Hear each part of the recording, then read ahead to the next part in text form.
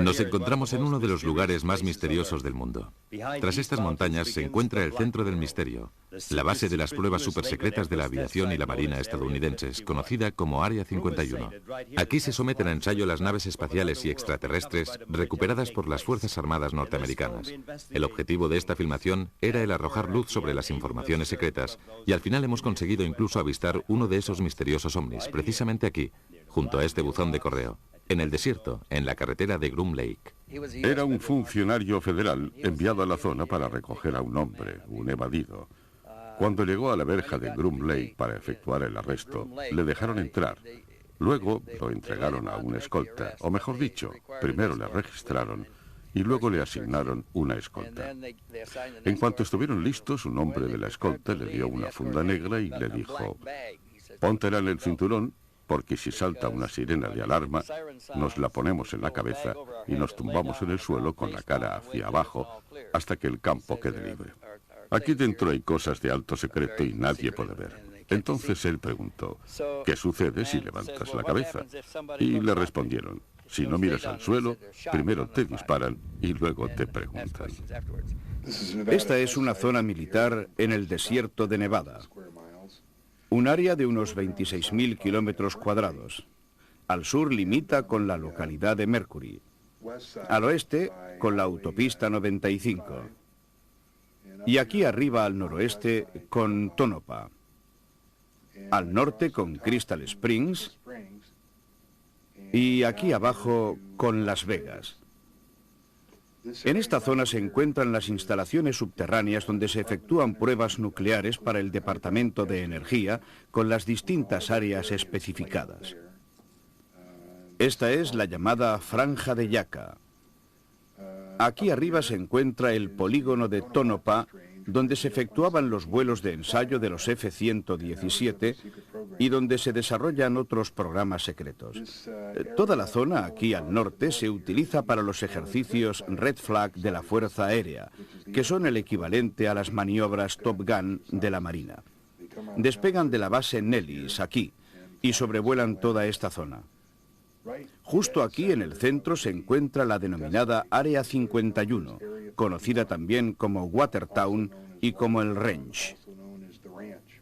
En el corazón de esta área se encuentran las instalaciones de Groom Lake, que tiene un perímetro de 16 kilómetros de lado.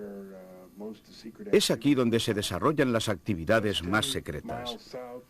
Unos 16 kilómetros al sur del complejo de Groom Lake hay una zona aún más secreta donde se experimenta con platillos volantes, llamada Área S4. Dentro de la montaña hay 9 hangares y los vuelos de prueba se efectúan sobre la Immigrant Valley y en esta zona aquí arriba. Y es precisamente aquí donde se ven desde ese punto de la carretera en el que se encuentra el buzón de correos. Exactamente desde aquí a unos 22 kilómetros se pueden avistar los objetos volantes. En la zona de aquí, al norte, se encuentra el polígono de Tonopah. Y una de las personas que trabaja aquí, donde está este lago, un día vio abrirse una gran puerta en el lecho del río desecado. Y por la puerta salió un platillo volante. Cuando entré en el hangar, vi con mis propios ojos una nave espacial extraterrestre que el Servicio Secreto de la Marina de los Estados Unidos estaba analizando. Creo que el material que actualmente se guarda en el Área 51 debe proceder del accidente de Roswell de 1947, del de Aztec en Nuevo México de 1948 y de otro accidente en la frontera con Nuevo México que se produjo en 1949 o 50. En un principio los restos fueron trasladados a Los Álamos y a otras zonas de Nuevo México bajo el control de la Comisión para la Energía Nuclear, siempre a instalaciones supersecretas. Pero se trataba de estructuras demasiado pequeñas, por lo que considero que la base principal se construyó en el Área 51 cuando finalizaron los trabajos de Groom Field sobre el lago desecado y convirtieron el área en una planta especial de investigación. Creo que transportaron al Área 51 todo el material, o al menos gran parte de cuanto se había recuperado, también en otros lugares para sus proyectos de investigación. El cambio se produjo en 1947 o 48, probablemente a inicios de 1948, cuando modificaron el campo con edificios e instalaciones para un hábitat en atmósfera controlada adecuado para los huéspedes extraterrestres. Al menos esto supongo, y con nuevos laboratorios de investigación. Y desde entonces han seguido realizando continuos trabajos de ampliación y reestructuración. ¿Es verdad que usted ha recibido confirmaciones por parte de fuentes militares?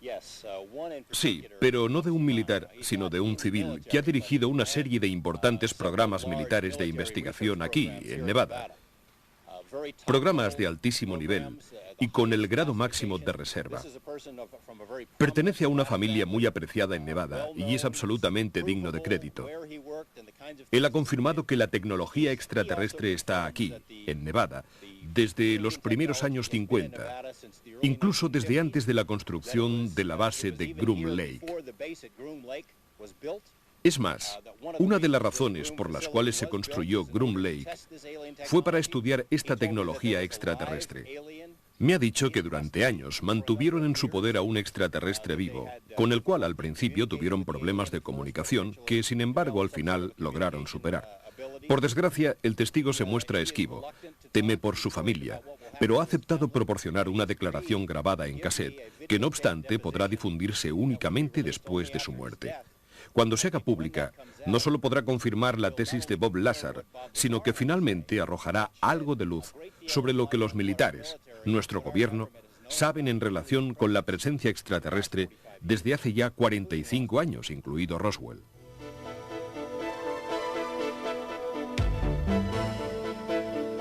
Numerosos testigos han podido ver, fotografiar y filmar los misteriosos objetos que evolucionan sobre el Área 51.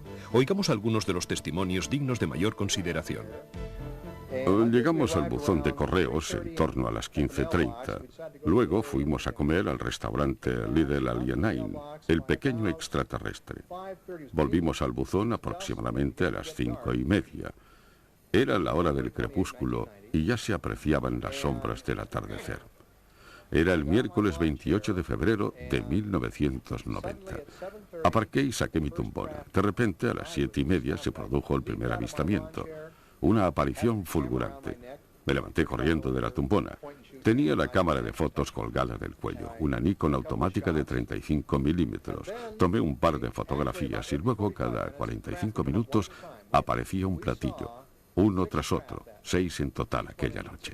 Pero el segundo o quizá el tercer avistamiento fue absolutamente increíble, porque el platillo se acercó más a nosotros y conseguí fotografiarlo. En realidad, lo que vimos fue un vehículo volante de forma elíptica que emanaba una luz pulsante. No conseguíamos distinguir el contorno, pero la forma era elíptica, con una pulsación luminosa. Tomé algunas fotos, tenía montada la lente estándar, pero sin un teleobjetivo potente. Por consiguiente, no pude enfocarlo de cerca. Por otro lado, de haberlo hecho, habría salido una enorme mancha de luz. Pero el disparo debió producirse en el momento en el que el platillo se encontraba en el intervalo entre dos pulsaciones, de manera que la foto muestra la imagen nítida del platillo con su contorno. Fue un golpe de suerte. Estábamos en el lugar adecuado, en el momento adecuado, y con el equipo fotográfico adecuado. ¿Qué sucedió la noche que fuisteis a Groom Lake en las proximidades del Área 51?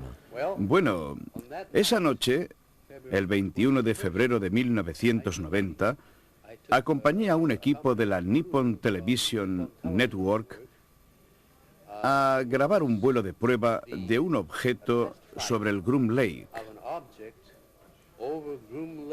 en la zona conocida como Área 51. Llegamos al lugar justo después de la puesta de sol, siguiendo las indicaciones que ese mismo día nos había dado el señor Lazar. Es decir, que después del ocaso nos situáramos junto al buzón de correos en la carretera 375 y miráramos hacia el sur, en dirección a Groom Mountain y a las colinas Jumbles, para ver las pruebas de vuelo de esos objetos. Cuando llegamos allí, alrededor de las 6:45, vimos de repente una luz naranja amarillenta que apareció sobre las colinas Jumbles y que se movió hacia la derecha durante unos 15 segundos. Luego, a las 20:15 en punto, efectuamos un segundo avistamiento del mismo objeto, que apareció sobre las colinas, se elevó haciéndose bien visible y se desplazó hacia la derecha. Y justo en ese instante descendió en altura e invirtió el rumbo. Yo estimé una pérdida de altura de unos 1.500 metros. Por consiguiente, una pérdida de altura y una súbita inversión de rumbo. No he visto en mi vida nada parecido. Y sin duda, se trataba de un vuelo de prueba de un objeto volador anómalo. Una demostración de una tecnología y de un sistema de propulsión muy sofisticados. No sabemos lo que era, pero sin duda, lo de aquella noche fue un auténtico ensayo de vuelo. Empecé a interesarme por la cuestión Área 51 el 26 de febrero de 1991, la fecha de mi primer viaje al lugar. Esa ha sido la ocasión en la que más cerca he estado de un platillo volante.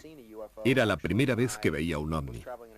Estaba en el coche con un amigo y un objeto muy grande empezó a brillar justo encima de nuestro automóvil y a flotar a cerca de 1,5 kilómetros de nosotros, en medio del desierto. Salimos a toda prisa del coche y empezamos a correr y a unos cientos de metros delante de nosotros estaba ese objeto en forma de platillo, con un diámetro de unos 12 metros. Era algo así como un plato con una taza de té encima. Emanaba primero una fuerte luz rojo anaranjada y luego de un amarillo muy brillante. De repente la luz se tornó tan fuerte que pensamos que el objeto estaba a punto de estallar, pero ascendió unos 70 metros y luego empezó a bajar oscilando como una hoja para volver a posarse en el suelo. Era un objeto absolutamente increíble. Yo estaba realmente entusiasmado, porque en toda mi vida no había visto nunca nada parecido. Al final sufrimos unas quemaduras en la cara, una ligera contaminación por radiaciones y fiebre alta durante 3 o 4 días, debida quizá a la exposición a las radiaciones. Tras ese viaje he vuelto al Área 51 40 o 50 veces, junto a cientos de personas. La concentración estaba prevista en un lugar llamado Rachel. La noticia la había dado una emisora de radio de Los Ángeles, y no fui yo el único al que le pareció interesante. En efecto, nos cruzamos con un nutrido grupo de personas en medio del desierto. Había un autobús turístico y puede que 24 coches perdidos en medio de la nada, en la más absoluta oscuridad. Llegamos a Rachel, donde permanecimos durante 3/4 de hora escuchando las conversaciones de la gente, con la sensación, sin embargo, de que el punto exacto lo habíamos pasado hacía 25 kilómetros. De manera que volvimos hacia atrás, nos detuvimos y empezamos a mirar alrededor, como hacían todos los demás, hasta que vimos el primer platillo volante. Vi en el cielo una estrella increíblemente luminosa y pregunté a John, ¿tú crees que se está moviendo? También los demás se habían dado cuenta. Y él me respondió, parece que sí. Y justo en ese instante cayó una especie de estrella fugaz que se dirigía directamente hacia las montañas, a unos 8 kilómetros de donde nos encontrábamos nosotros. Se detuvo, luego se movió un poco sobre las montañas, realizando unas maniobras que ningún tipo de avión habría podido realizar. Después pareció como si se bloqueara y empezó a bajar hacia el perfil de las montañas hasta que lo perdimos de vista. Pero esa noche veríamos más cosas extrañas. Mientras tanto, los pasajeros del autobús aplaudían como diciendo, lo hemos visto. Todos aplaudían y decían, ¿entonces existen? Y dado que se estaba haciendo tarde, aunque no era todavía medianoche, subieron de nuevo al autobús y se fueron. ¿Pudo distinguir algún detalle del objeto? No en esa ocasión. Nos encontrábamos justo en el lado opuesto del Gran Valle, a unos 25 o 30 kilómetros del lugar donde habíamos visto que el objeto descendía y volaba sobre el valle.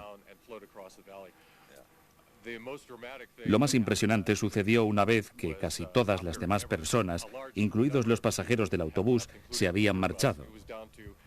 Quedaban solo 3 coches y nosotros estábamos sentados entre ellos y mirábamos incrédulos ese objeto que realizaba extrañas maniobras al otro lado del valle y que se dirigía directamente hacia nosotros, avanzando casi a saltos, como si estuviera apuntando justo hacia nosotros.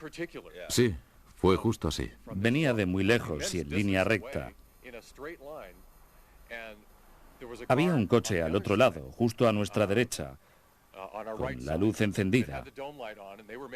Estaban preparando unos bocadillos y por tanto no vieron nada. No, yo también creo que no. No pudieron ver nada porque los asientos estaban semibajados. Sí.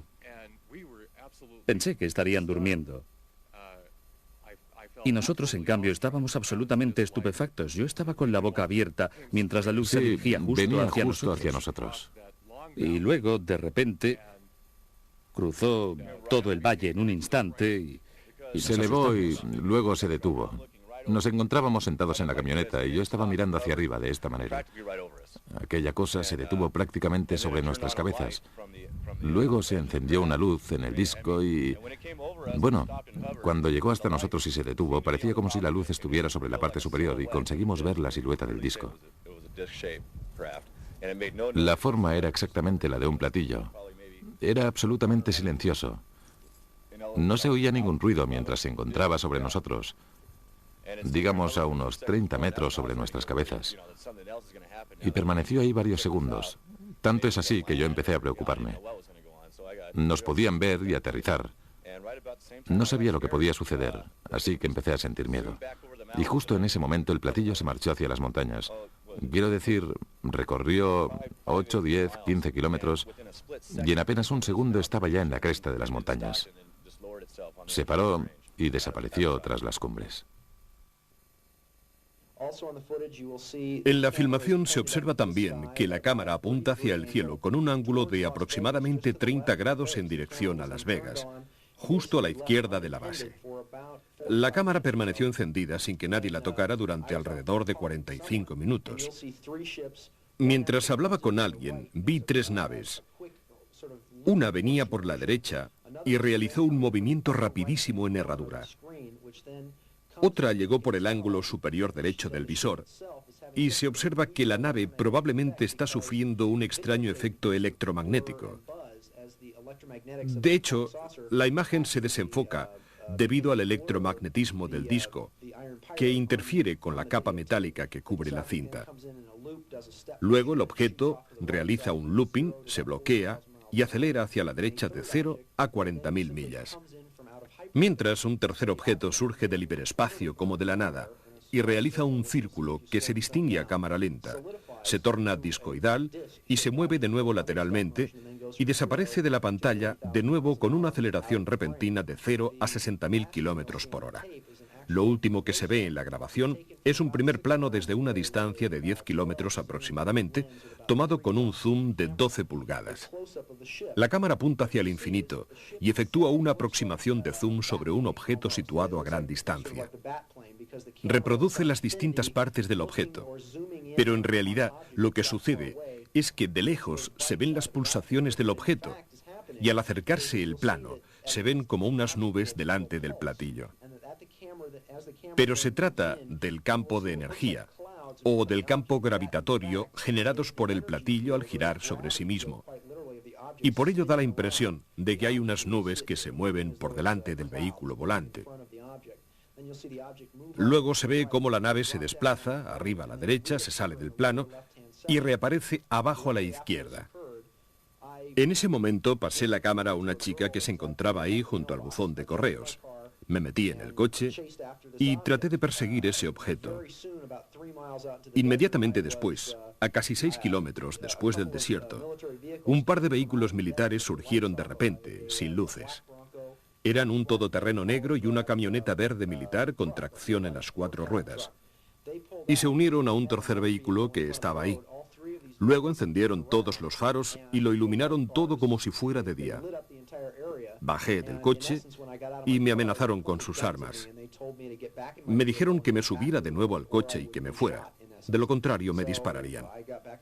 Yo subí de nuevo al coche y me dispuse a volver, ya que debían de tener algún problema con esa nave. Quizá había aterrizado en una zona no militar en el centro de la TKV Valley. ¿Dónde está? ¿Dónde está? Se ha metido detrás de la montaña. Ahí está, ahí está. Sí, sigue grabando. Sí, está volando ahí arriba. Se ha parado ahí. Voy a poner más contraste para verlo. Quizás sea mejor que... Mira, mira, mira cómo brilla, mira. Ahí está. Ahí está. Mira, ahí está.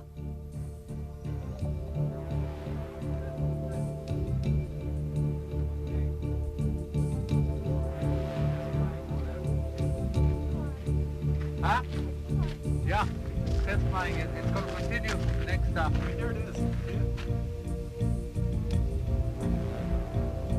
Yeah, it's flying over there.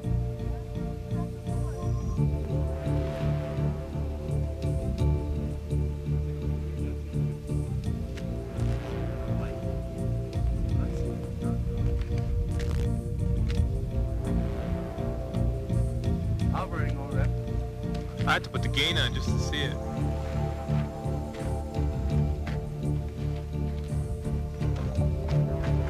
Boy, am I better? Right.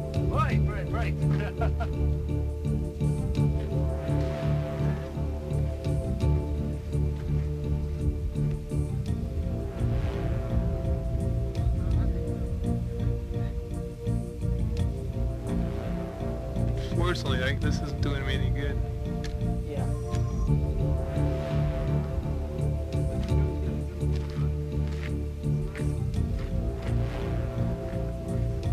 I think so.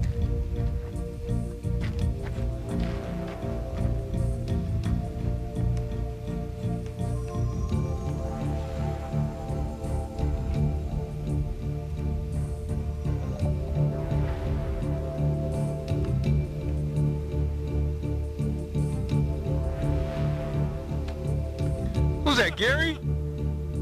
Tell him to shut up.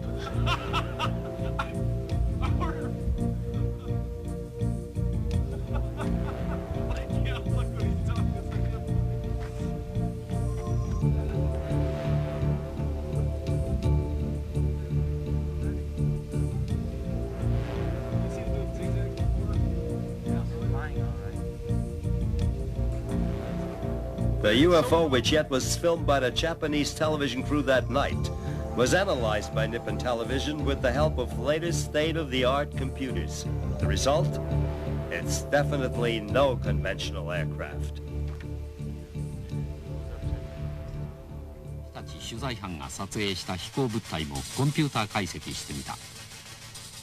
Un equipo de Hitachi grabó esta extraña luz, un ovni. A partir de las imágenes grabadas sobre el Área 51, se ha realizado mediante ordenador una valoración electrónica de las pulsaciones. Se ha procedido a dar color a los píxeles. Luego se ha aplicado el mismo procedimiento a la luz de un faro de coche. El efecto es distinto.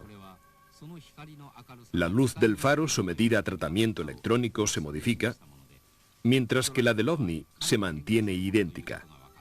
Es una luz que no existe, la luz de un ovni.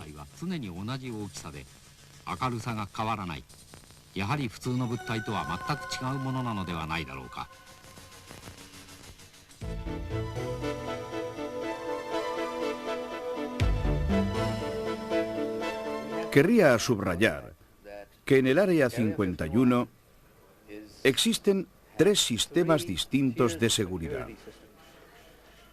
Uno a lo largo del perímetro externo, otro interno y el servicio normal de seguridad militar, más los servicios de seguridad automatizados. Estamos hablando de la seguridad a lo largo del perímetro externo. La vigilancia del Área 51 corre a cargo de sociedades semiprivadas como la WOCNAP Corporation. Nosotros la llamamos WOCNAP SS por la forma en la que trabajan, aunque en realidad su nombre es WOCNAP Servicios de Seguridad. Son los encargados de la vigilancia del perímetro externo del Área 51. Y dado que se trata de una compañía semiprivada, no llevan ningún distintivo.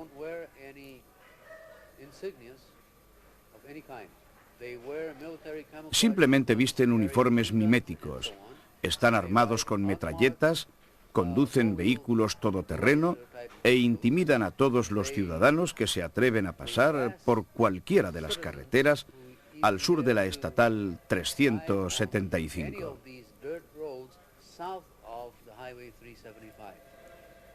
Como ciudadanos tenemos pleno derecho a circular por esos lugares siempre y cuando no se sobrepasen las señales de prohibición. Nuestra vida corrió serio peligro por la acción de un helicóptero que efectuaba maniobras muy peligrosas cuando nos encontrábamos en terreno público el día 16 de mayo de 1991. Una parte del grupo, éramos 18 en total, se encontraba en 7 coches que avanzaban en columna. Volvíamos por la Groom Road después de haber fotografiado las señales de prohibición de acceso y nos dirigíamos hacia la estatal 375. De repente oímos un estruendo, como si un tren pasara sobre nuestras cabezas. Entonces miramos hacia afuera y vimos un helicóptero militar que había bajado hasta no más de 2 o 3 metros sobre nuestro coche. El objetivo era el de asustarnos, digamos que de disuasión.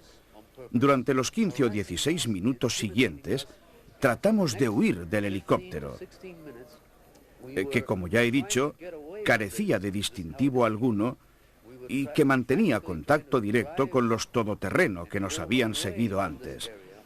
En cualquier caso, tratábamos desesperadamente de salir de esa zona y fuimos perseguidos por el helicóptero durante 15 minutos.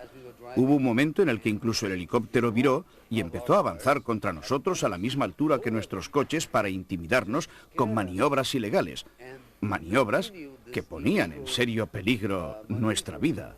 He podido entrevistar a varias personas que habían trabajado en la base de Groom Lake. Una de ellas participó en programas de alto secreto durante 12 de sus 30 años de servicio. Cuando nos conocimos, lo primero que le pregunté fue, ¿usted cree en los ovnis? Él me miró directamente a los ojos y me respondió, puedo afirmar con toda seguridad que los ovnis existen realmente. ¿Puede decirme algo más? Y él dijo, no puedo. Un año después, nos encontramos de nuevo para hablar de la actividad de Groom Lake y le volví a preguntar, bien, usted tendrá cierta idea de lo que sucede allí abajo. Y él respondió, mire, no puedo contarle nada hasta el 2025, pero tenemos cosas en el desierto de Nevada que serían la envidia incluso de George Lucas. Las Vegas, Nevada, la ciudad de los casinos, la ciudad de las 1000 luces y, como no todos saben, última frontera antes de un mundo lleno de secretos militares. Aquí comenzamos nuestra investigación, justo en el centro del misterio, ya que al otro lado de las montañas, al norte de Las Vegas, se extiende la base experimental de Nevada. Un mundo aparte rodeado por los confines más vigilados de la Tierra desde los tiempos del telón de acero. Aquí se trabaja sobre los ingenios nucleares, aquí se ocultó a nuestros ojos el stealth, y aquí se prueban aeromóviles aún más arriesgados.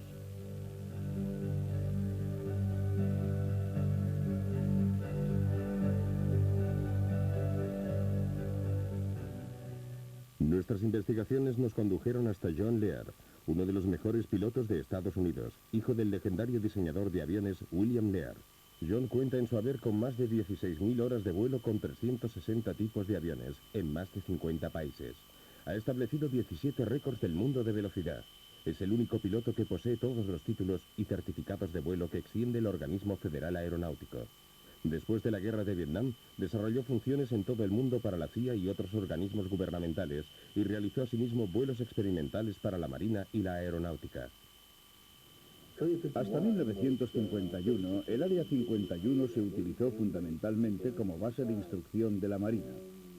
Luego la Lockheed, junto con la CIA, la transformó en una base experimental secreta para efectuar las pruebas sobre los aviones espía U-2. En los años 1959, 60 y 61 se realizaron experimentos con los SR-71. Era la zona ideal para las pruebas con maquinaria y aviones secretos, porque estaba muy aislada, con los lados rodeados por las montañas. En definitiva, estaba en medio de la nada. Es decir, garantizaba el nivel de seguridad que requería. En 1960 se empezaron a llevar a cabo pruebas no solo sobre aviones, sino también sobre equipos, maquinaria y todo tipo de proyectos reservados. Según mis investigaciones, en 1972 se produjo un vacío total de información y datos que duró 18 meses. Nadie sabe qué ocurrió entre el verano de 1982 y enero... No, entre el verano de 1972 y enero de 1974. No existen datos de ningún tipo. He hablado con los encargados de seguridad. No tienen ni idea de lo que pudo ocurrir ahí dentro. Y yo tampoco. Y no puedo hacer conjeturas porque el proyecto referente a los platillos volantes, al menos según la información que he reunido, el proyecto denominado Red Light comenzó en 1960. Habían tratado de poner en vuelo 2 o 3 naves, pero se produjo un accidente gravísimo, de modo que las operaciones quedaron interrumpidas durante varios años. Los vuelos de prueba se reanudaron posteriormente, creo que alrededor de 1980-81, siempre en esa zona. Puedo decirlo casi con certeza porque en ese periodo aumentaron drásticamente las medidas de seguridad. Al sur de Groom Lake, en el ángulo nororiental del centro experimental del desierto de Nevada, se encuentra el Papoose Lake, que es un lago salado donde hay una zona de alto secreto denominada Área S4, y creo que probablemente es allí donde se llevan a cabo los experimentos con platillos volantes. Entre mis diversas fuentes de información, la principal ha sido Bob Lazar, el cual trabajó sobre uno de los 9 platillos volantes allí custodiados. Aterrizamos en Groom Lake. Allí tomé un autobús hacia... No estoy seguro de la distancia, pero unos 25 kilómetros al sur, hasta una zona donde hay un lago salado llamado Papoose Lake. Y justo en la ladera de la montaña se encuentra el área llamada S4. ¿Qué sintió cuando entró allí por primera vez? Parecía todo muy militar, no un ambiente científico. Había muchos controles, con niveles máximos de seguridad. Se fuera donde se fuera, había que ir acompañado de un guardia armado, incluso al cuarto de baño. Todas las puertas se abrían y se cerraban con una identificación magnética personal. Era un ambiente muy opresivo. ¿Cuántas veces tuvo que entrar en esa zona antes de poder ver el vehículo volador? Creo que 2 o 3, quizá 2 días antes de poder verlo. ¿Qué sintió la primera vez que vio el objeto? ¿Qué sentí? Bueno,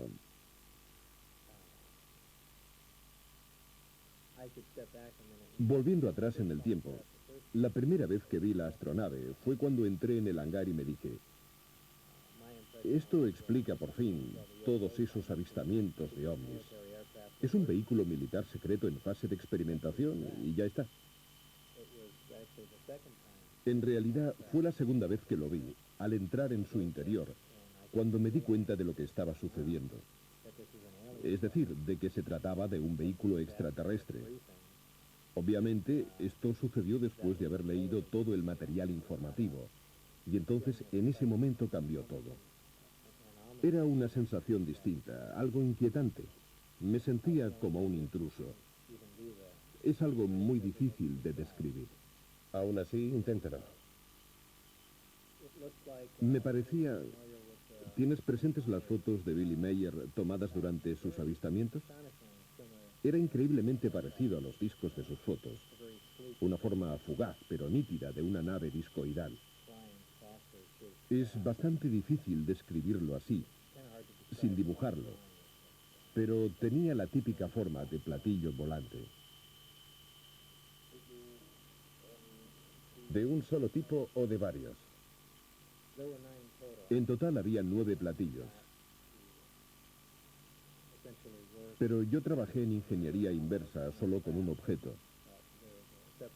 Estaban en hangares separados y en cualquier caso eran todos visiblemente distintos. ¿Le dijeron alguna vez cómo habían sido recuperados por el Cuerpo de Inteligencia de la Marina? No, en absoluto. La gente ha sugerido varias hipótesis, que habían sido derribados o que habían caído, pero no parecían dañados y por consiguiente tengo serias dudas sobre dichas hipótesis. ¿Nos puede describir el interior? Es muy simple. Existe un solo color dominante, un gris peltre. El exterior es también de este mismo color. No tiene aristas. En el interior, todo el equipamiento tiene una forma redondeada, incluso los asientos y los espacios para los amplificadores. Es como si hubiesen sido fundidos y luego modelados con estas formas curvilíneas, incluso las uniones entre las paredes y el pavimento. El interior es esencial, muy abierto. El uso del espacio no parece en absoluto funcional. Hay 3 puentes. El más bajo alberga los amplificadores montados sobre bases móviles. En el puente central, desde donde se accede al interior de la nave, están los asientos y los amplificadores. Y luego está el puente superior, un sector limitado al que yo no tenía acceso, no sé qué podía haber allí. ¿En su opinión, el vehículo era extraterrestre? Absolutamente sí, extraterrestre, no hay duda. ¿Por qué?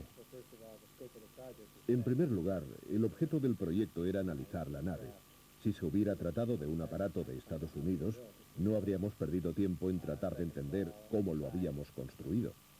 En segundo lugar, por las dimensiones del equipamiento interno, por el tamaño de los asientos y por los materiales utilizados, absolutamente desconocidos para nosotros. Y por último, por el carburante, el elemento 115, que en realidad no existe. Estos datos han de sumarse a las informaciones que me fueron facilitadas, en las cuales se indicaba claramente que se trataba de una nave extraterrestre. ¿Le dijeron cómo funcionaba el sistema de propulsión? Formaba parte de mi trabajo de ingeniería inversa, es decir, debíamos averiguar el funcionamiento del sistema de propulsión. Habían realizado ya algunos progresos, pero no sé exactamente desde cuándo se encontraba allí la nave, si llevaban 1 o 10 años analizándola. En cualquier caso, con pocos progresos. El sistema es impresionante. Está compuesto por 2 partes, los amplificadores de gravedad y el reactor que proporciona energía. El reactor funciona por aniquilación completa, alimentado por antimateria. La aniquilación completa es prácticamente la más eficaz de las 3 reacciones nucleares que existen, esto es, fusión, fisión y aniquilación.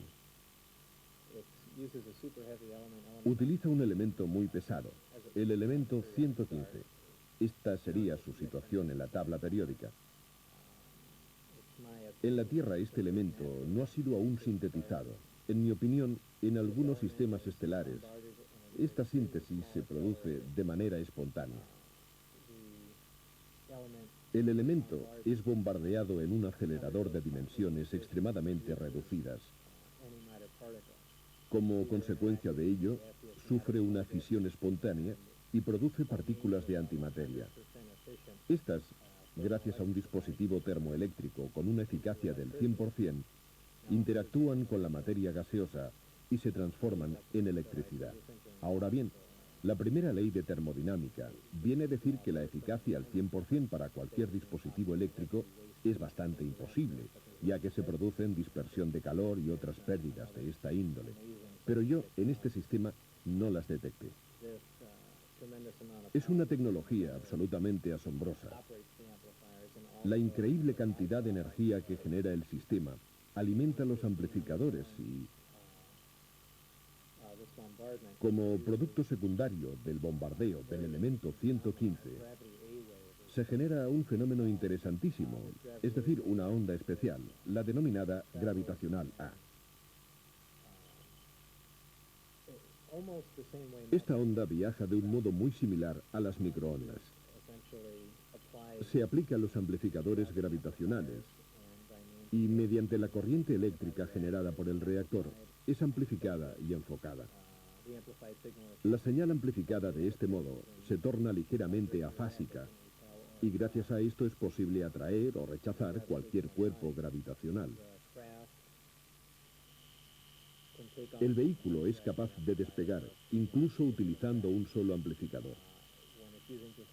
Esta nave en concreto está dotada de 3 amplificadores y cuando activa un solo amplificador para alejarse de la Tierra, utiliza la denominada configuración Omicron.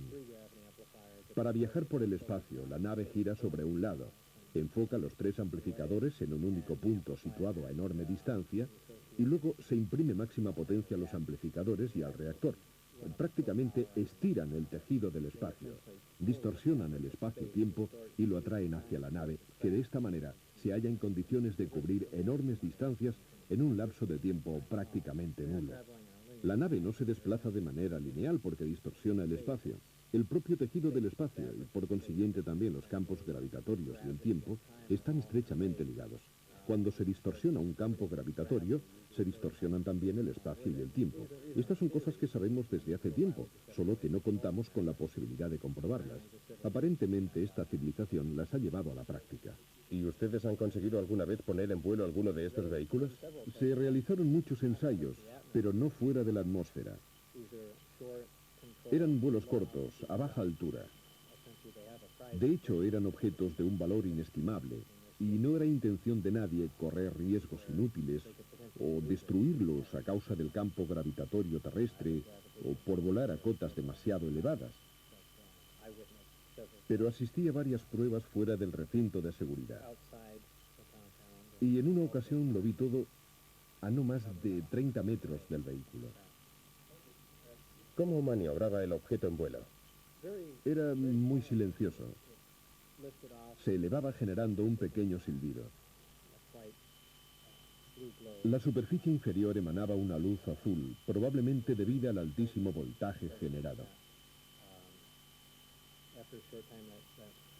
Poco después, a medida que ganaba altura, la luz desaparecía y parecía como si flotara suavemente en el aire para luego posarse sobre el suelo. Todo de manera muy tranquila y casi en absoluto silencio. ¿Podría describir los documentos informativos que le fueron facilitados y su contenido? Se trataba de un gran número de documentos, unos 120 informes muy concisos. En realidad me daban una idea general de las demás investigaciones llevadas a cabo sobre el vehículo volador, pero casi la totalidad de las informaciones, de los detalles técnicos, se referían al sistema de propulsión y de generación de energía, es decir, al campo en el que debería trabajar. También había documentos en los que se afirmaba que la nave era extraterrestre, y los informes de algunas autopsias no eran muy minuciosos, pues no había ninguna razón para proporcionarme información detallada sobre este aspecto, pero incluían fotografías.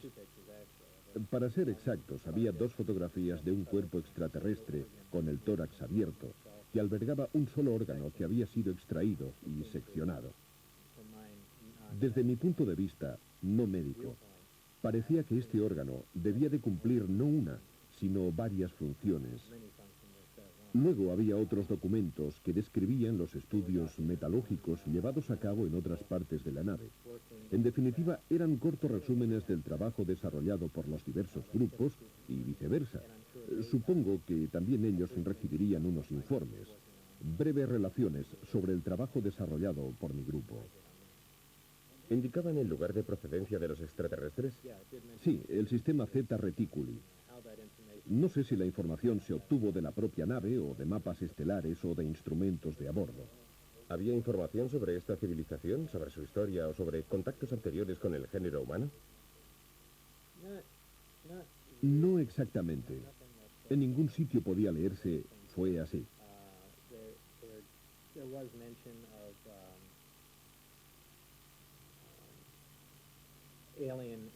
Se hacía referencia a una intervención extraterrestre que se había producido en el pasado, hace muchísimos años, millones de años. En cuanto a los documentos que pude consultar, aunque repito que eran relaciones muy sintéticas, resúmenes documentales, no sé si eran auténticos o falsos, solo puedo hacer suposiciones. No obstante, las informaciones sobre el sistema de propulsión eran todas verdaderas, estoy seguro, porque trabajaba en ello.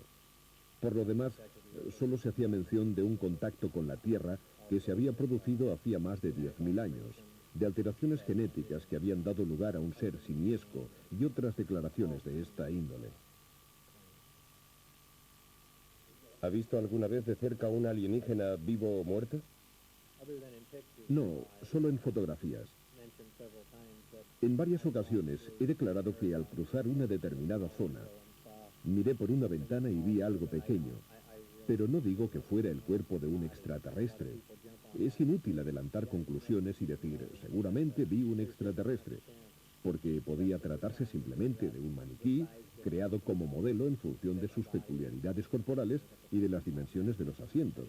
Y por consiguiente, insisto en que en realidad no vi ningún cuerpo vivo en movimiento. Como principio, respondo que no.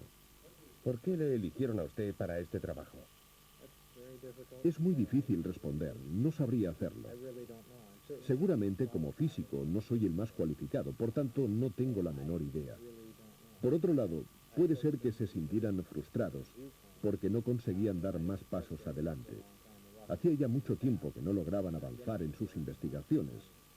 O quizá quisieran una persona nueva, alguien que pudiera ver las cosas de forma distinta. Y por otra parte, yo tengo fama de ser así. ¿Por qué decidió divulgar estas informaciones? ¿Cuándo? ¿Por qué? Resulta difícil responder. Hay varias razones. Por ejemplo, por las presiones que he sufrido. O por mi seguridad personal. Y también porque es injusto que sobre estas informaciones se mantenga una cerrada reserva. Después de que usted hiciera públicos estos datos, ¿han tratado de cerrarle la boca? De todas las formas posibles. Me dispararon al entrar en la autopista aquí, en Las Vegas. Algunos amigos míos han sido amenazados. Han perdido el puesto de trabajo. Ha sucedido de todo. Hemos descubierto que en los institutos donde decía que había estudiado no quedaban ni rastros de su presencia.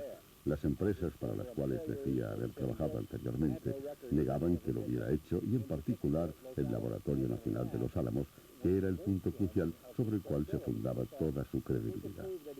Pensamos, si conseguimos probar que trabajó allí, querrá decir que en algún sitio debió de estudiar, porque allí no aceptan al primero que llega. Y si había trabajado en el Laboratorio Nacional de Los Álamos, en algún proyecto secreto, era posible que fuera aceptado para trabajar en algún otro programa secreto, como por ejemplo el S-4 en Papoose Lake. Sin embargo, en el Laboratorio de Los Álamos seguían negando que Bob hubiese trabajado alguna vez para ellos, y su obstruccionismo era total. No respondían a nuestras llamadas telefónicas ni a nuestras cartas. Era como si quisieran impedirnos que siguiéramos adelante. Al final, en cualquier caso, conseguimos reunir algunos indicios que probaban que Bob había trabajado allí. Por ejemplo, los boletines internos del laboratorio lo incluían como físico. La guía telefónica interna indicaba que era un empleado del laboratorio. Hemos hablado con varias personas que trabajaron allí con él y nos han confirmado que Bob intervino en proyectos clasificados, que era un físico que estuvo allí. ¿Qué os convenció de que el azar decía la verdad? No estoy seguro al 100% de que todo lo que nos ha contado sea verdad, ya que como periodista debo siempre ser escéptico, al menos en parte, pero se me ocurren un par de cosas. Primero, que Bob siempre ha contado la misma historia, la que me contó a propósito de su experiencia en el centro S-4 en nuestro primer encuentro, y es la misma historia que sigue contando todavía hoy. Lo más importante es que Bob ha tenido problemas judiciales y para muchas personas esto ha significado perder completamente su credibilidad, mientras que el tribunal no ha cambiado ni una coma de la versión de Bob. Y solo cuando los magistrados trataron inútilmente de comprobar su currículum, solo entonces se decidieron a condenarlo. Bien, mi respuesta al tribunal fue: bienvenidos al club. Tampoco vosotros lo habéis conseguido. Bob se jugaba al menos 60 años de cárcel si no contaba en los tribunales la verdad sobre su currículum, y la versión que dio era idéntica a la de la primera vez, y es la misma de hoy en día.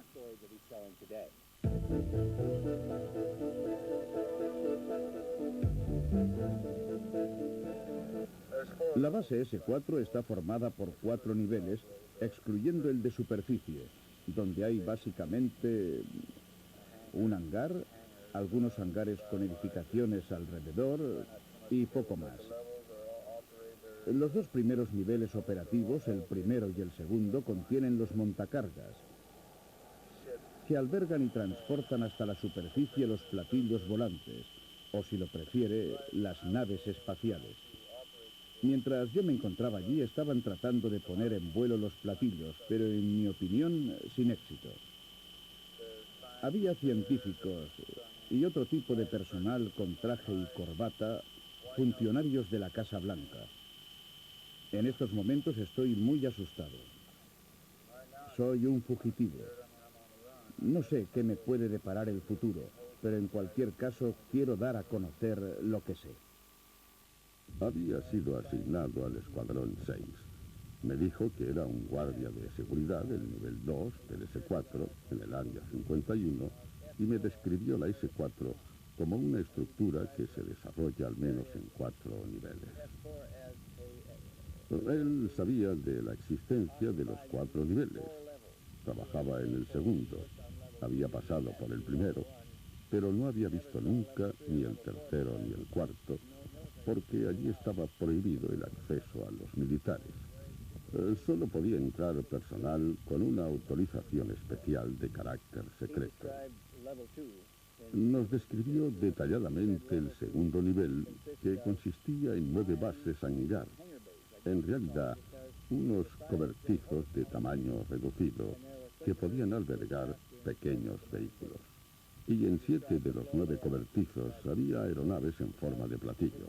Nos describió la estructura con las posiciones de los guardias, la zona en la que se conservaban algunos cuerpos en grandes cilindros de vidrio y la maquinaria especial, los equipos de monitorización, los sistemas de seguridad para bajar a los niveles 3 y 4.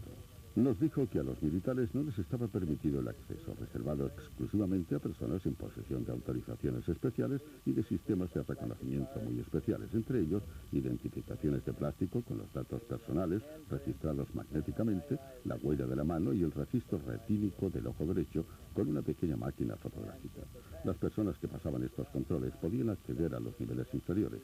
Los demás quedaban inmediatamente bloqueados y eran sacados por alguien de los pisos superiores. Eran unas instalaciones muy extensas. Aquí había 4 ascensores. El tercero y el cuarto no estaban vigilados. No sé lo que sucedía allí abajo. Oí unas siglas, como EVE o IVE, pero no sé a qué se referían.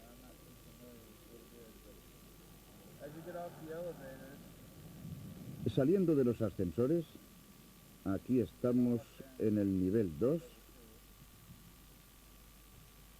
Están los cobertizos, todos separados por mamparas automáticas accionadas a distancia. Hay 5 a cada lado del corredor. Cada cobertizo tiene un montacargas y puede transportar el disco hasta la superficie. Un sistema hidráulico eleva todo el pavimento del cobertizo. Siguiendo un poco más por el corredor, había unas máquinas, pero no sé para qué servían. No estuve nunca en esa área. Mi tarea era la de montar guardia delante de 3 puntos de acceso. A veces pasaba después por el corredor para escoltar a algunas personas. Aquí había otro corredor. Y aquí un sistema de ordenadores. Creo que era un sistema de ordenadores, pero no puedo estar seguro. Exactamente aquí.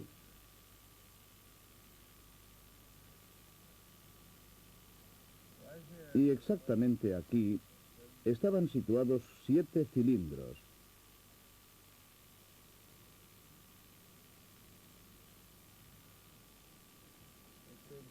Tenían 60 centímetros de ancho y aproximadamente 1,85 m de alto.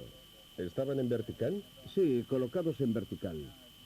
Los cilindros eran todos idénticos.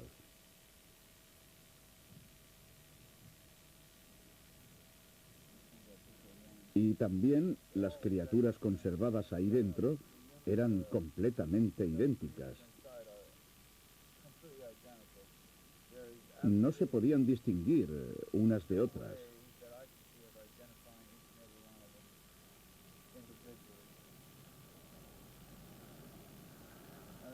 Aquí había una franja de aluminio. No sé si les cubría los genitales o no. El resto estaba lleno de una solución. Aquí había un par de depósitos. No sé si contenían oxígeno o qué, porque no tenían ningún letrero. Seguramente los cilindros no contenían aire, porque la solución los llenaba por completo. Los grises estaban colocados aquí en suspensión. Supongo que debía existir algún sistema de fijación, porque los pies no tocaban el extremo inferior del cilindro. Luego había una base de unos 30 centímetros de altura, de hierro negro, de acero brillante. Parecía metal anodizado.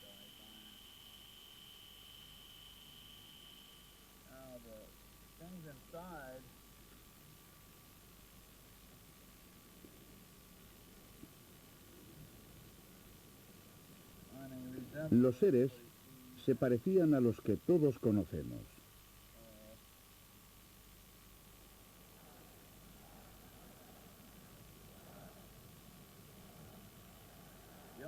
La única diferencia con respecto a otras imágenes que he visto puede que estuviera en los ojos, que parecían deteriorados. Como pasas, muy arrugados, como las puntas de los dedos cuando estás en el agua demasiado tiempo.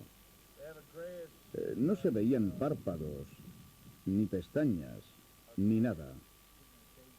Eran de color grisáceo, no cubiertos por escamas, grises, lampiños. Tenían pequeños orificios aquí y aquí. Luego, unas pequeñas hendiduras aquí, en correspondencia con la nariz y la boca.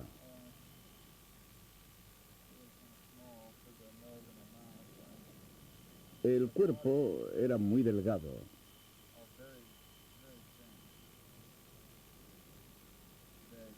No tenían pecho, no tenían pezones ni ombligo. O por lo menos yo no los vi. No podía observarlos detenidamente. Sin embargo, oí ciertas cosas. Y sé que su organismo no funciona como el nuestro. Son muy delicados, tienen un aspecto muy frágil.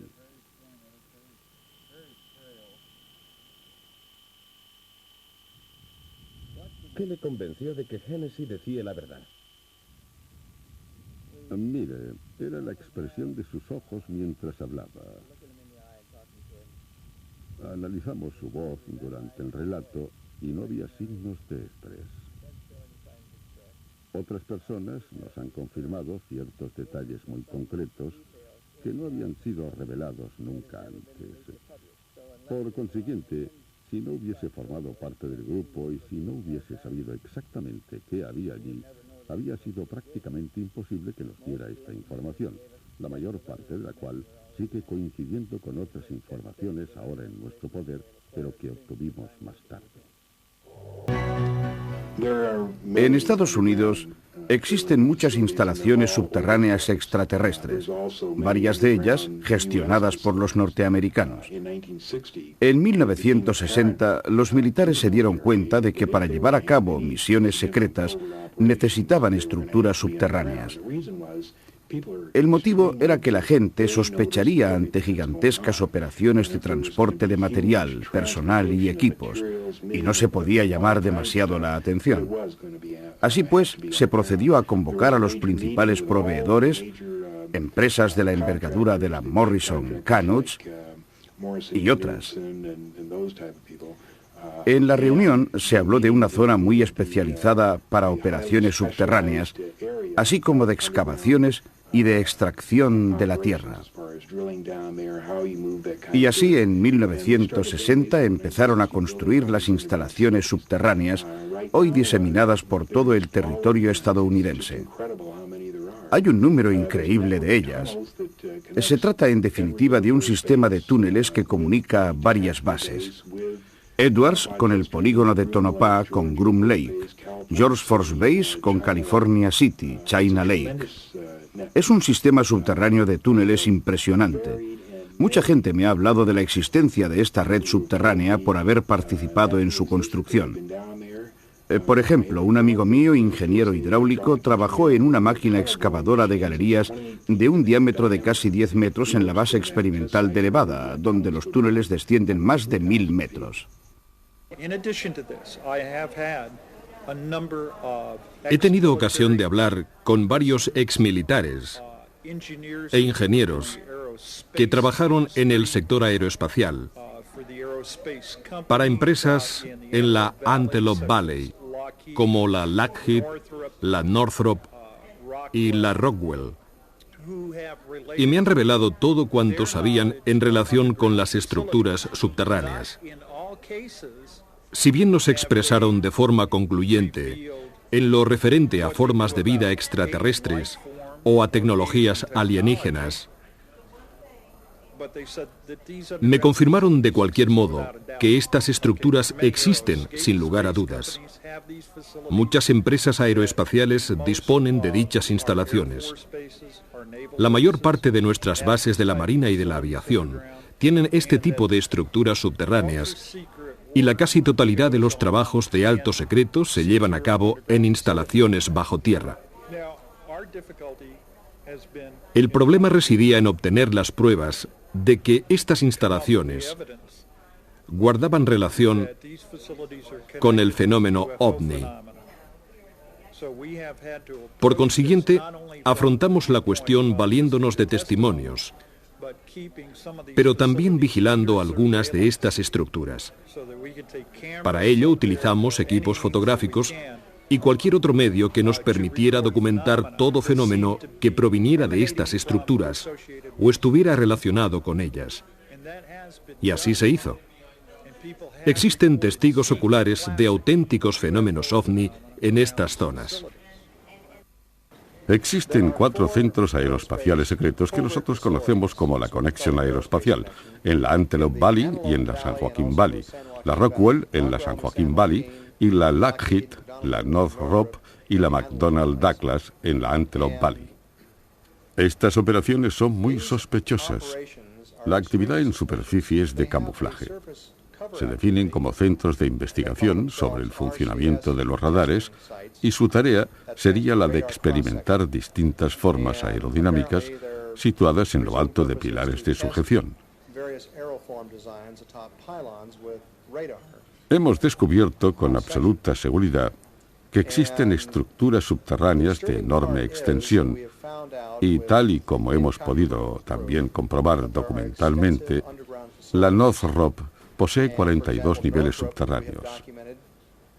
Ahora bien, si lo que existe en superficie es un centro para estudios sobre la visibilidad radar, ¿qué hacen con 42 niveles subterráneos? Y en la Lockheed de Hellendale, un periodista de investigación vio un proyecto de la estructura subterránea que no debería haber visto. El proyecto mostraba claramente que los subterráneos se extendían hasta 100 metros de profundidad.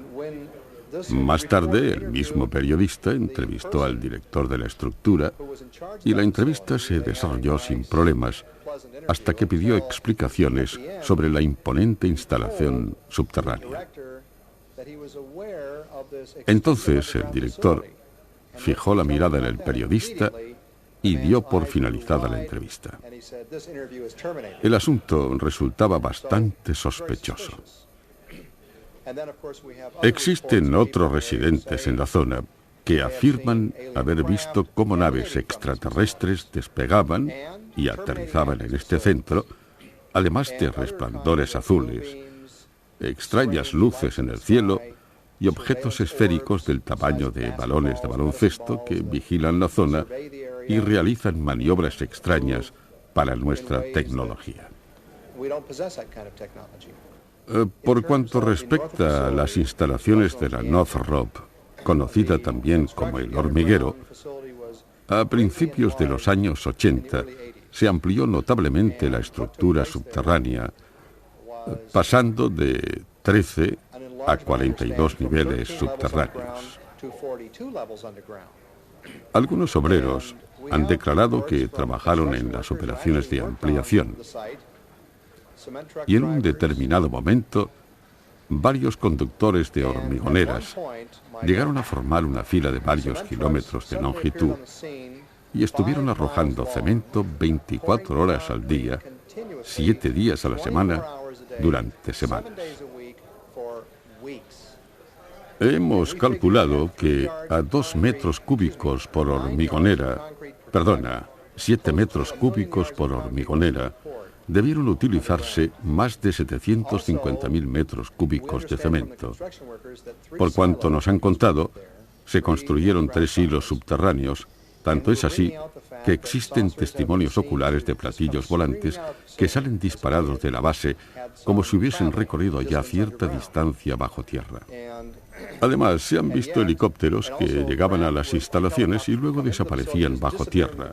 Por consiguiente, tanto por los testimonios de los obreros como por los avistamientos efectuados desde el exterior del centro, sabemos que estos hilos esconden algo. Norio y yo hemos creado el primer grupo de investigación aérea capaz de sobrevolar y vigilar la planta desde arriba con cámaras de cine y máquinas de foto. Ha sido toda una revelación. El primer vuelo efectuado sobre la instalación duró 1 hora. Resulta fácil imaginar que el corazón se me subió a la garganta cuando el piloto, sin que yo le preguntara nada, me dijo: a propósito, hay 2 hilos ahí abajo. Yo sabía de la existencia de los hilos por mis informadores en el interior y durante todo el vuelo no había hecho otra cosa que escrutar las instalaciones metro a metro. Pero no me esperaba de ninguna manera que el piloto me los enseñara. Estaba asombrado.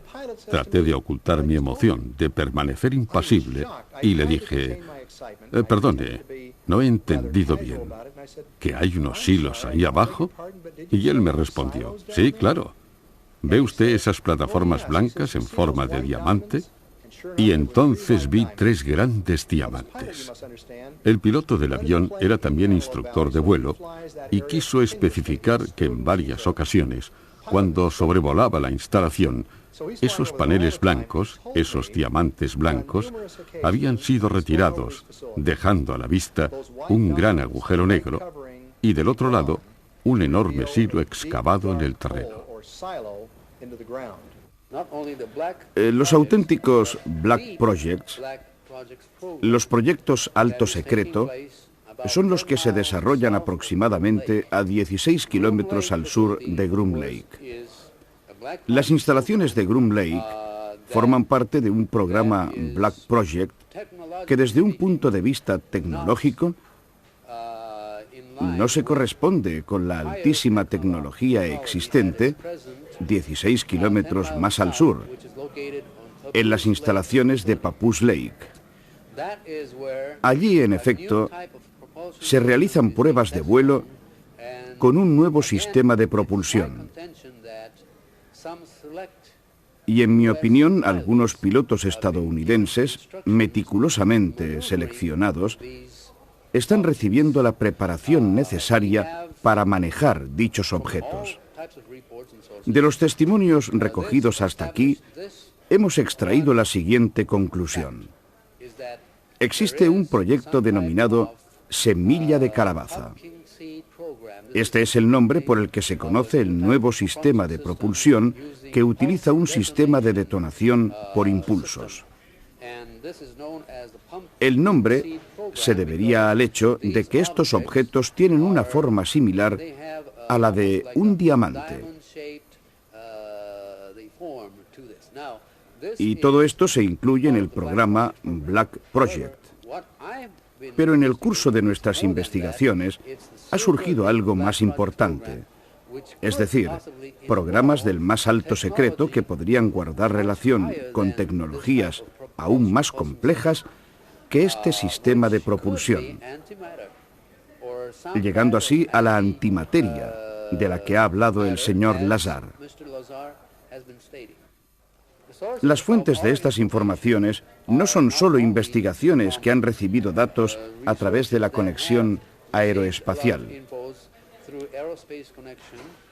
De hecho, hemos entrado en contacto también con varias personas que nos han podido confirmar que tanto en Groom Lake como en Papoose Lake se llevan a cabo programas secretos, pero también en otras bases en California. Y en las sedes de la Northrop, de la McDonnell Douglas y de la Lockheed se realizan algunos tipos de pruebas sobre aeromóviles que de algún modo se parecen a los platillos volantes. Es posible, mejor dicho, es probable que la tecnología utilizada se haya obtenido a partir de algunas formas de inteligencia no necesariamente humanas.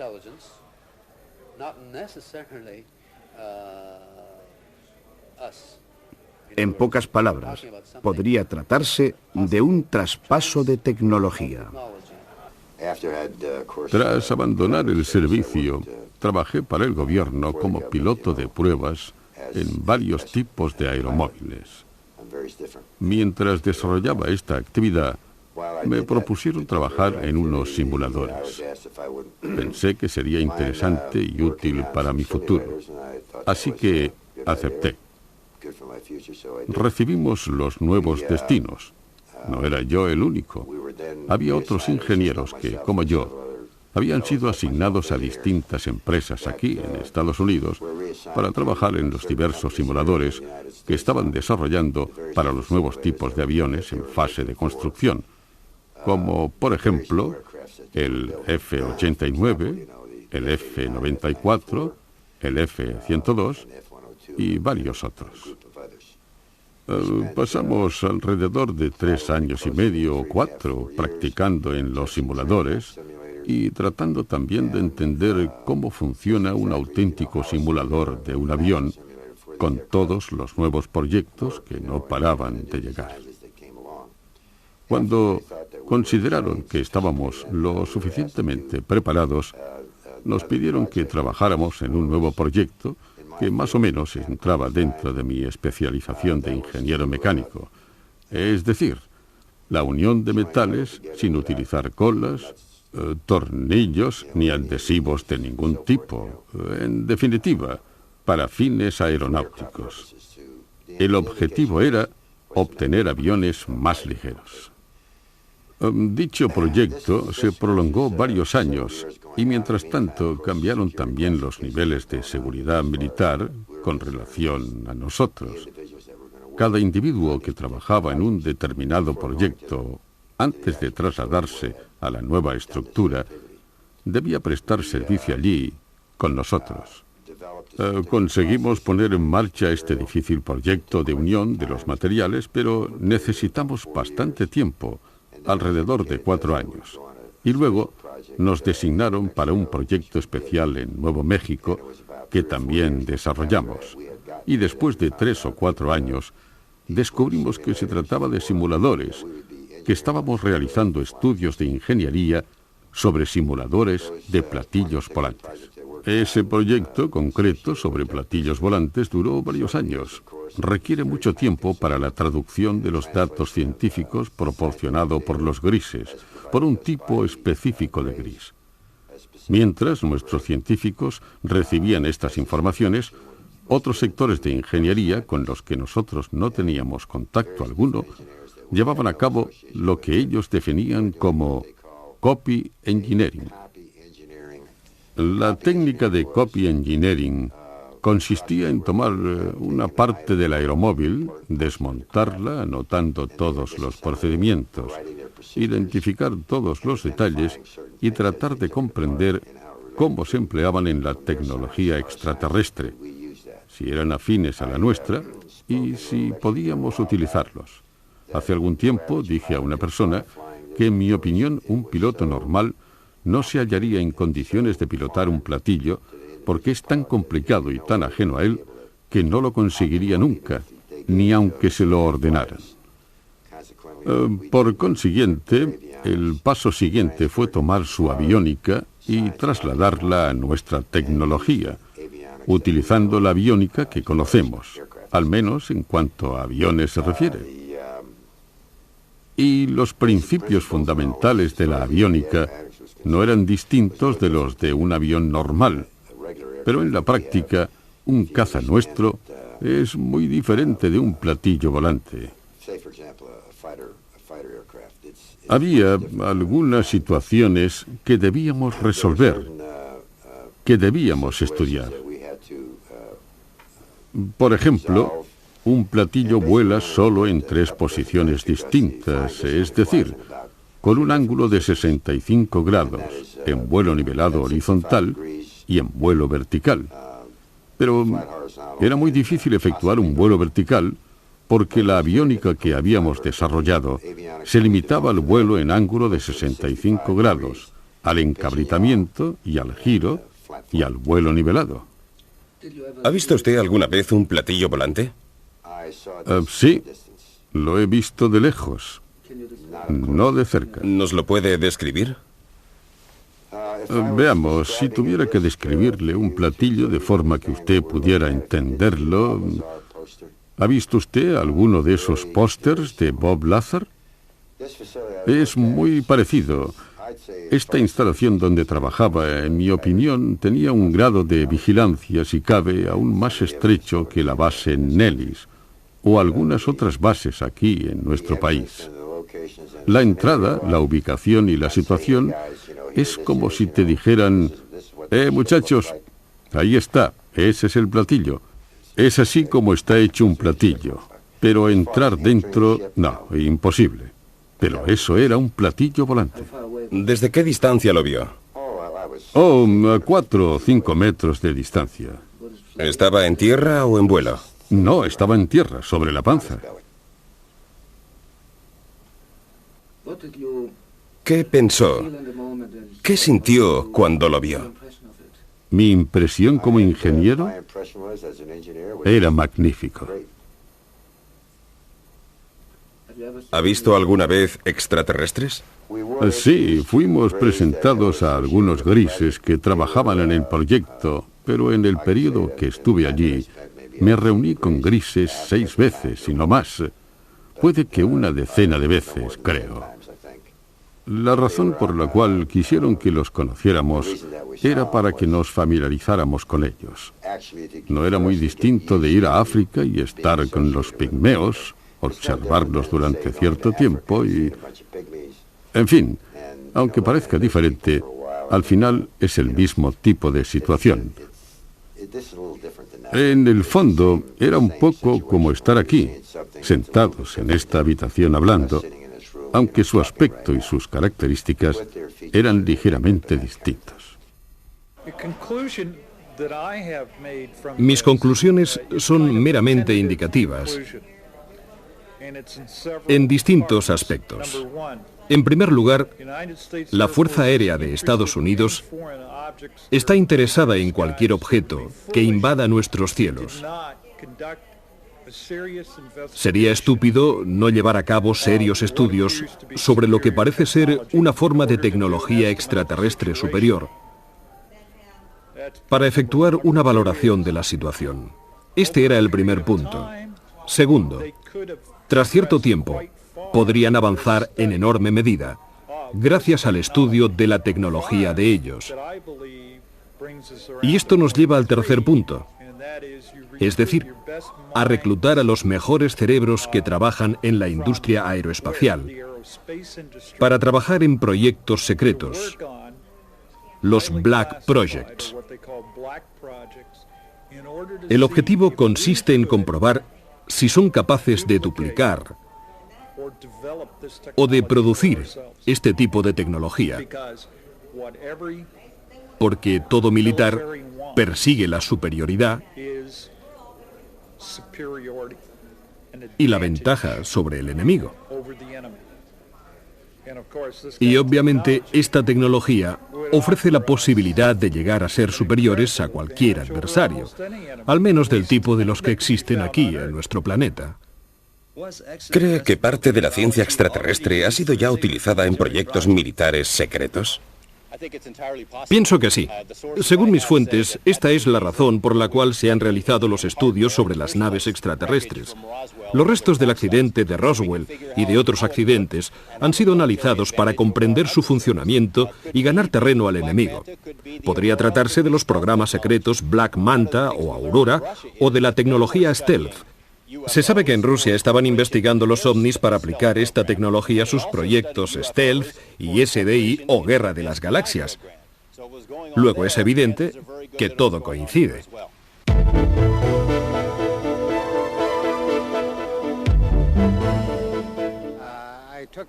Era por la mañana. Acababa de acompañar a mi mujer al trabajo y de vuelta iba mirando por la ventanilla. A propósito, suelo llevar la cámara de vídeo siempre conmigo. De repente vi un objeto anómalo, un ovni en el cielo. Entonces paré el coche, bajé y empecé a grabar. Imagino que ahora estaréis mirando esas imágenes. Y eso es todo. En realidad, la historia se repitió y pude grabar las imágenes 2 mañanas distintas. Era el año 1991. De hecho, se produjeron numerosos avistamientos en los alrededores de Las Vegas, una zona excelente para los avistamientos de ovnis. Yo he visto un ovni en forma de cigarro, también objetos discoidales y anomalías de distintos tamaños y formas. He pasado muchas noches despierto hasta el amanecer, a la espera de avistar algún otro. Desde entonces he visto varios. He ido muchas veces al desierto con la cámara. Durante un tiempo viví una auténtica obsesión. He visto las imágenes grabadas por otras personas. Son muy interesantes y para mí tienen una explicación. Sucedió mientras trabajaba. Era domingo, casi las 7 de la tarde. Y por alguna extraña razón, me había llevado la cámara de vídeo al tejado del garaje. Y empecé a grabar las imágenes que veis aquí, es decir, 2 objetos que parecían evolucionar, o mejor dicho, danzar. Y dentro de poco se verá llegar un tercer objeto más abajo, más grande y también más estable que los otros, que se dirige hacia el norte. Los primeros 2 parecían interaccionar con el tercero más grande, que seguía volando solo. Pocos minutos después llegó un cuarto objeto que aparece abajo junto a las montañas. Y un poco más arriba se ve un avión que está aterrizando en el aeropuerto McCarrell. Y así se puede tener una idea del tamaño y de la distancia. Luego estos 2 objetos vuelven a danzar alrededor del más grande y como se ve al final de la grabación, yo lo mantengo en el encuadre para seguir su movimiento. Pero mientras tanto desaparece. ¿Pudo captar algún detalle de los objetos? No, realmente no. Casi había anochecido. Aparecían como puntos de luz en el cielo. Quizá tenían forma de ala delta triangular, o en cualquier caso así me parecieron. Obviamente los ovnis de Bob Lazar representan solamente la punta del iceberg, un mundo fantástico, misterioso, como de cuento, tan inaccesible como un lejano planeta. No obstante, existen serios investigadores comprometidos en el intento de descubrir los últimos misterios de estos vuelos supersecretos. Esta cinta es el fruto de nuestros intentos por obtener algún documento sobre esta actividad. Se ve además por primera vez el objeto conocido como Old Faithful, llamado así porque sobrevuela el Área 51 todos los jueves a las 4:50 de la mañana. A menudo este aeromóvil aparece precedido por lo que en California llaman el terremoto de los cielos. Es decir, un enorme objeto volador de 230-260 metros de longitud que ingresa literalmente desde el espacio a una velocidad entre Mach 10 y Mach 18. Sobrevuela la isla de Catalina, el sur de California, y aterriza en el Área 51. En particular, el objeto que estáis viendo, pensamos que forma parte del proyecto Senior Prom, incluido en el ámbito del más amplio proyecto Aurora.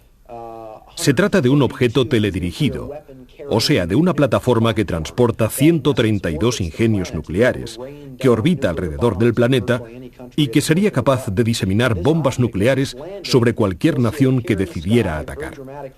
Este objeto aparece poco antes de la fase de aterrizaje. Las imágenes son increíbles. Se trata de una maniobra de aproximación al Área 51. El objeto aparece puntualmente a las 4:50 de la mañana y se aproxima a la pista como un avión normal. Sin embargo, muestra de cuando en cuando unas sacudidas violentas, como las de un ovni tradicional, entre comillas. En este caso concreto, el objeto desciende siguiendo una trayectoria muy regular, mientras se observa una especie de halo que lo rodea. La maniobra se completa cuando supera 2 luces o faros centelleantes, toma tierra y luego supera otras 2 luces que parpadean mientras el halo que lo rodea se apaga. Lo hemos seguido visualmente. Hemos distinguido su contorno oscuro típico de un vehículo volador experimental, dotado de tren de aterrizaje y fuselaje con un ala con 2 luces parpadeantes, una arriba y otra abajo. Mi conclusión es que se trata de un vehículo volante terriblemente extraño, precedido por el llamado terremoto de los cielos.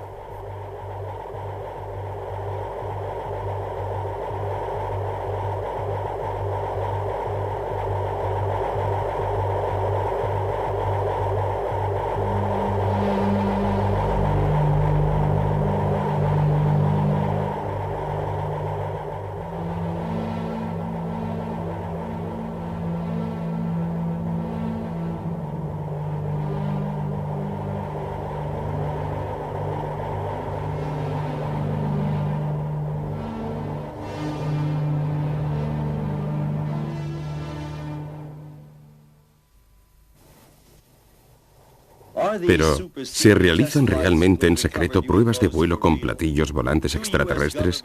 ¿Los científicos pagados por el gobierno estadounidense están estudiando realmente la tecnología alienígena?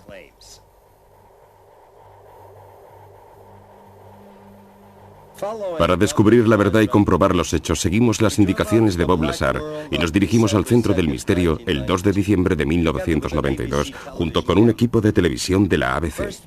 Esperamos un poco junto al buzón de correo situado en la carretera que va a Groom Lake. Luego, seguidos por un todoterreno negro Ford de los servicios de seguridad Wokenhat, nos desplazamos hacia la colina de Campfire, una zona elevada sobre la carretera, aún más próxima a la base. Era un miércoles por la noche, y justo después de ponerse el sol, aproximadamente a las 18:15, apareció en el horizonte el primer objeto volador misterioso.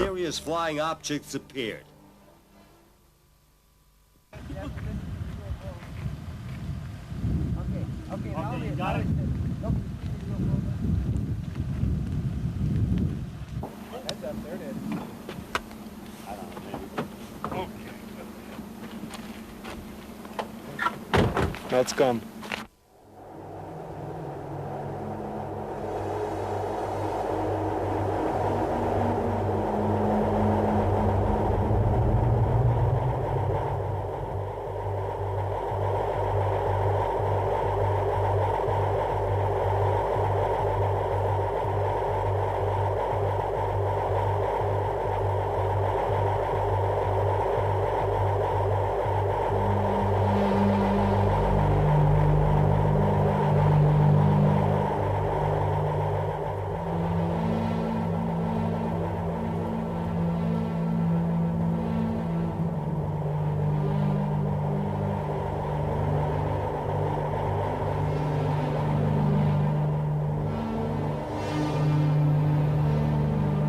Es posible que el descubrimiento de los secretos del Área 51 sea solo cuestión de tiempo. Por ahora, la verdad sigue escondiéndose tras estas montañas y podría resultar revolucionaria para todos nosotros.